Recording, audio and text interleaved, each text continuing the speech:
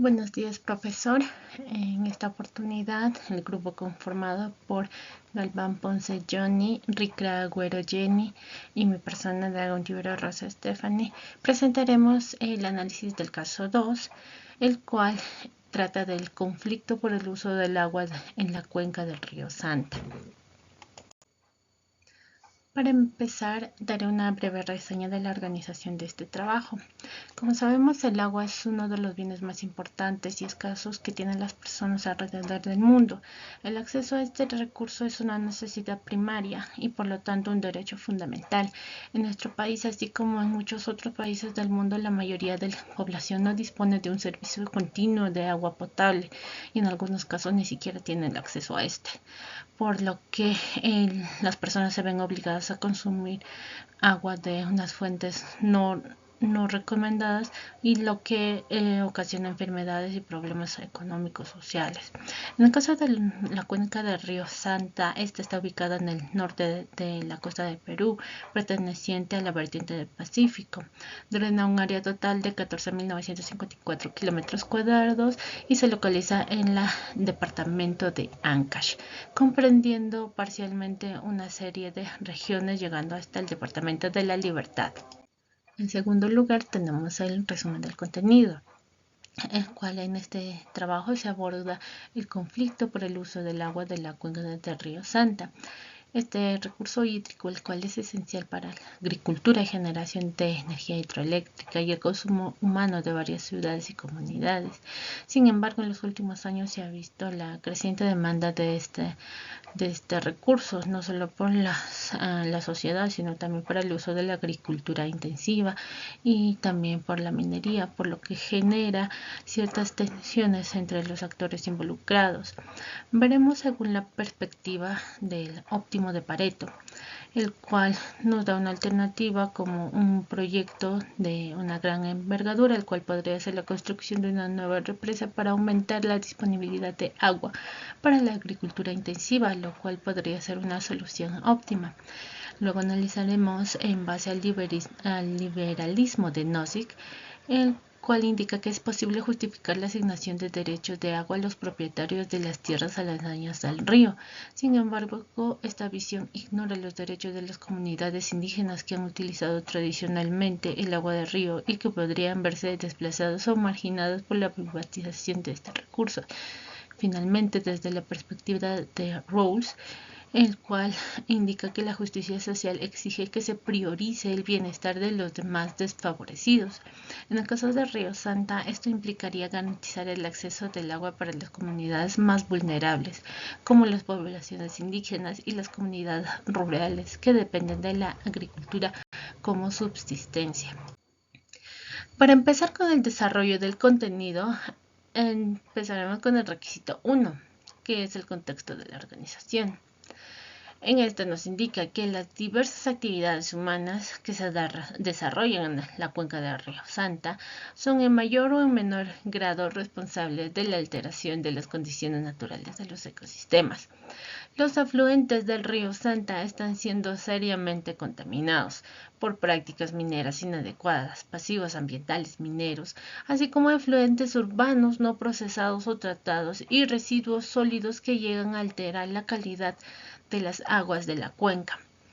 Se han medido concentraciones importantes de metales pesados como fierro, plomo, zinc, cobre, cadmio, arsénico y antimonio en zonas afectadas con relaves mineros como Ticapampa.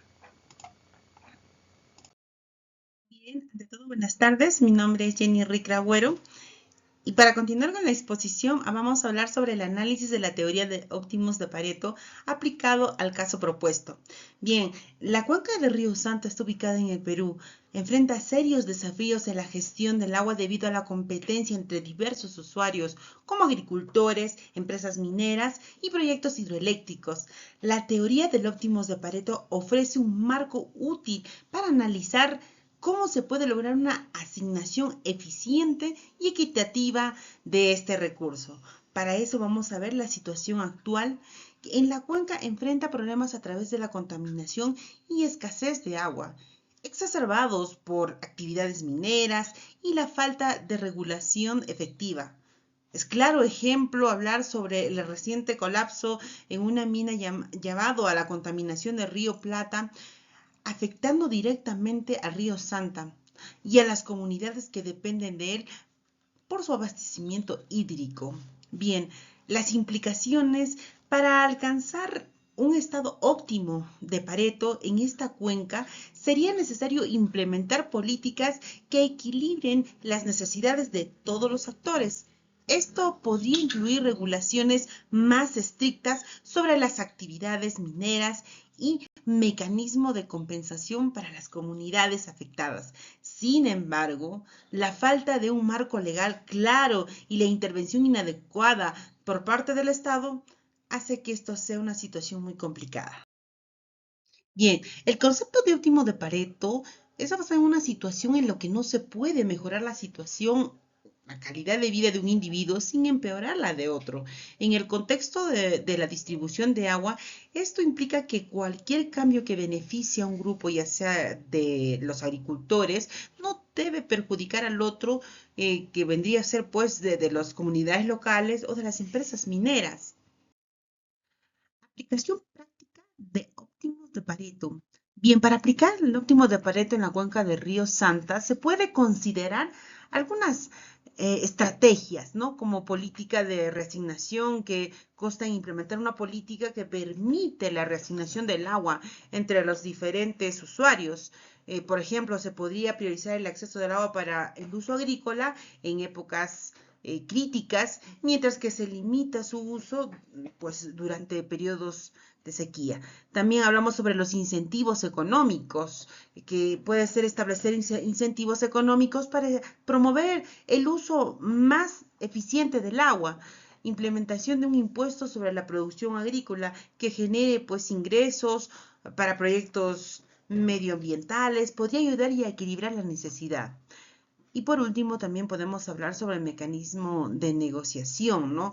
Que nos ayude a facilitar el espacio de negociación entre los diferentes actores involucrados. Puede ser un enfoque participativo que podría permitir que los usuarios del agua discutan y acuerden soluciones mutuamente beneficiosas, lo cual es fundamental para alcanzar un estado óptimo de Pareto. ¿Qué críticas han hecho al uso de la teoría de óptimo de Pareto en la gestión del agua? Bueno, la teoría de óptimo de Pareto, aunque ampliamente utilizada en la economía y en la gestión de recursos, bueno, ha sido un objeto de diversas críticas en el contexto de la gestión del agua. Estas críticas resaltan las limitaciones en, pues, la teoría al abordar la complejidad de las dinámicas sociales, económicas y ambientales involucradas en el uso del agua. A continuación, vamos a presentar algunas de estas principales críticas. Por ejemplo, simplificación excesiva. Una de las críticas más destacadas es que el óptimo de Pareto simplifica excesivamente fenómenos complejos al reducirlos a una relación binaria entre dos variables. Esta simplificación puede llevar a ignorar factores importantes que afectan la distribución y el uso del agua, como la desigualdad social, económica, entre otras diferentes dentro del grupo de usuarios. Falta de consideración por la equidad. Bueno, el óptimo de Pareto no toma en cuenta la justicia distributiva, es decir, puede resultar en situaciones donde los beneficios se encuentran en un pequeño grupo mientras que otros quedan desprotegidos. Ignorancia de externalidades. La teoría también tiende a pasar por alto las externalidades negativas asociadas con el uso del agua, como la contaminación y la degradación ambiental. Es un claro ejemplo el uso intensivo del agua para la agricultura puede beneficiar a los agricultores, pero perjudicar a otras comunidades y ecosistemas locales. Bien, ahora veremos el análisis del liberalismo de Nozick aplicado al caso propuesto. Robert Nozick, en su obra Anarquía, Estado y Utopía, argumenta que los derechos individuales son fundamentales y que cualquier intervención estatal debe ser justificada. En el contexto del conflicto por el agua en la cuenca del río Santa, este enfoque se centra en los derechos de propiedad sobre los recursos hídricos. Y vamos a ver los siguientes Términos. Derecho de propiedad. Las comunidades locales consideran el agua como un recurso esencial para su supervivencia y desarrollo agrícola. Sin embargo, las concesiones otorgadas a empresas mineras han generado tensiones, ya que estas últimas también reclaman derechos sobre el agua, necesaria para sus operaciones. Desafíos. La aplicación del liberalismo gnosiquiano en este contexto puede resultar problemática. La falta de reconocimiento formal de los derechos comunitarios sobre el agua puede llevar a una situación donde solo las empresas con mayor poder económico tengan acceso garantizado al recurso. ¿De qué manera el liberalismo de Nozick podría resolver el conflicto por el uso del agua en la cuenca del río Santa? Bien, el liberalismo de Robert Nozick, centrado en la defensa de los derechos individuales y la propiedad privada, ofrece un marco teórico que puede ser aplicado para abordar el conflicto del uso del agua en la cuenca del río Santa. Este enfoque se basa en la premisa de que los individuos son dueños de sí mismos y de sus propiedades, lo que incluye los recursos hídricos, y que cualquier intervención estatal puede ser mínima y justificada.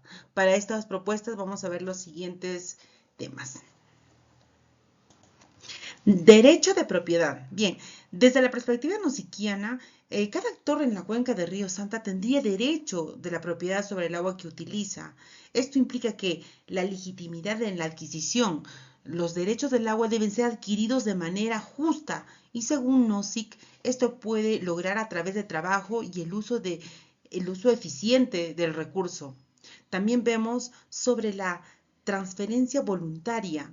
Los derechos sobre el agua deben ser transferidos entre individuos o comunidades mediante acuerdos voluntarios.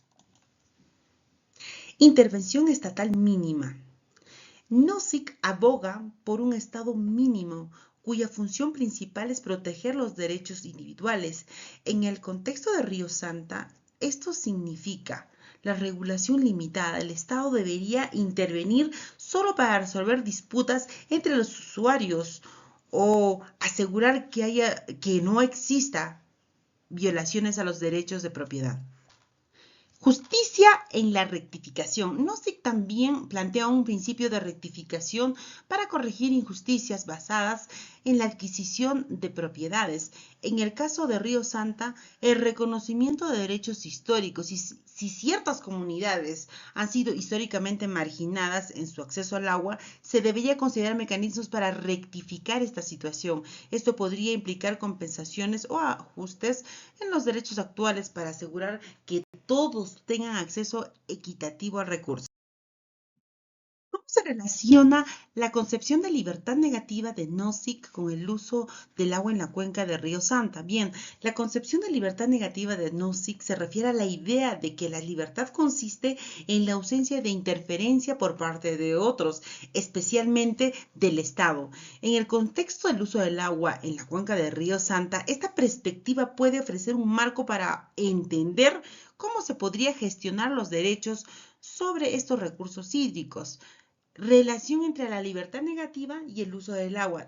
Los derechos individuales sobre el agua. Desde la perspectiva gnosiquiana, cada individuo o comunidad tiene el derecho de la propiedad sobre los recursos hídricos que utiliza. En este caso, esto implica que la propiedad privada, los usuarios del agua en la cuenca del río Santa deben tener derechos claros, legítimos sobre el agua que utilizan. La libertad negativa se traduce aquí en que nadie debe interferir en su derecho de usar el agua siempre que no afecten los derechos de otros. También podemos observar sobre el mercado de negociación. Bien, hablamos sobre la libertad negativa, también siempre que los individuos deben proteger o poder negociar libremente sobre, en este caso, el uso del agua. Acuerdos voluntarios. Los usuarios pueden llegar a tener acuerdos sobre cómo compartir o utilizar el agua sin coerción externa.